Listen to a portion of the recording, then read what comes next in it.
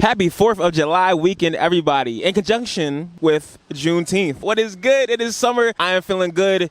And it seems as though the Philadelphia 76ers are feeling good as well, as they have made various amount of moves within the last week. And in this video, we are going to be talking about all of them. Not necessarily, specifically, majorly, each transaction itself. I think is more pertinent or actually more interesting if we peel back the actual layers of what these transitional moves are going to mean for the team long term, instead of, oh, we just signed PG for 200 plus million bucks. So sit back, relax, and enjoy the content.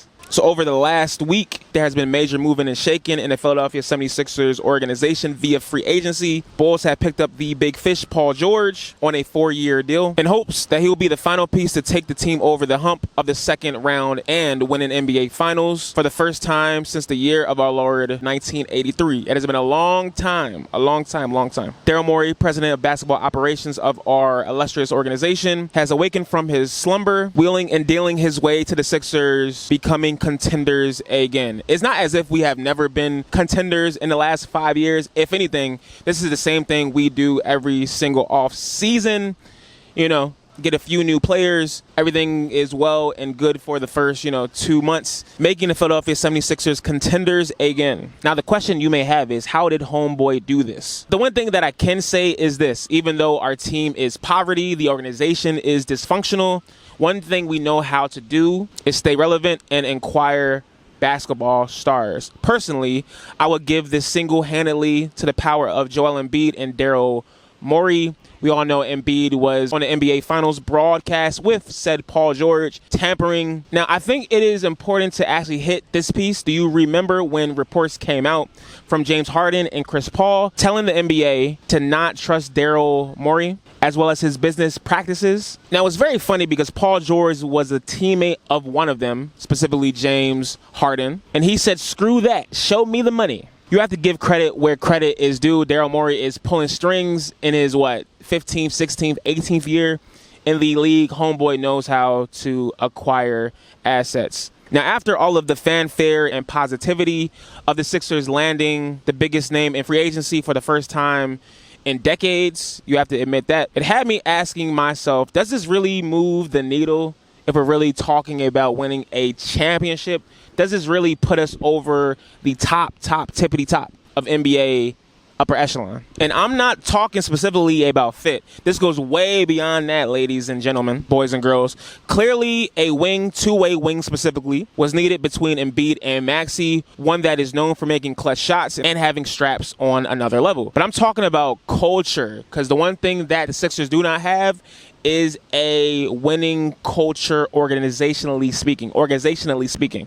So with all that being said, is Paul George the right move? Is he the answer? Here comes my thesis in all of this. The only way this new trio is going to work is if Maxey has the keys to the offense come playoff time. I'm looking at you, Nick Nurse. I used to call you the real Brad Stevens, but since Brad Stevens won a championship in the last, 4 weeks, I can't even call that anymore. I'm looking at you, my guy.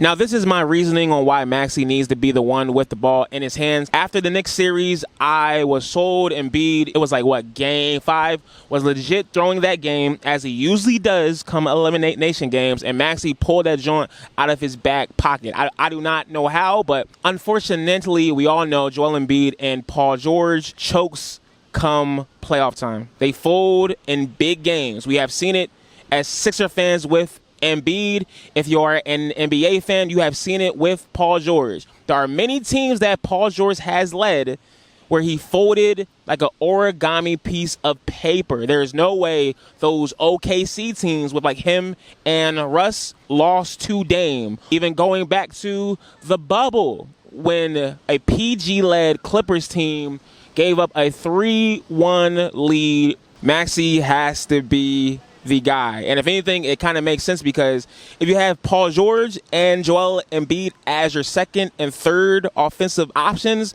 who is going to stop that? And my third point, my actual biggest point, I think Joel Embiid and PG always somehow end up injured when it matters most. Give the ball to Tyrese Maxey during the regular season. Give Joel Embiid that Kawhi Leonard treatment plan via 2018, where Kawhi was on the bench half of, if not half, 3/4 of the whole year. Let Embiid sit and rest until playoffs, because that's the only thing we need from him at this point. Get Embiid on a load management schedule ASAP, ahorita. And I think Maxey can really do it at this point. If you have been watching, homeboy has been less of a smiler, come playoff time. He has had more of a mean streak, talking smack to his actual opponents, cussing out refs when he doesn't get calls. Another thing, Maxey is definitely going to get calls next year, which is going to add more points to his repertoire.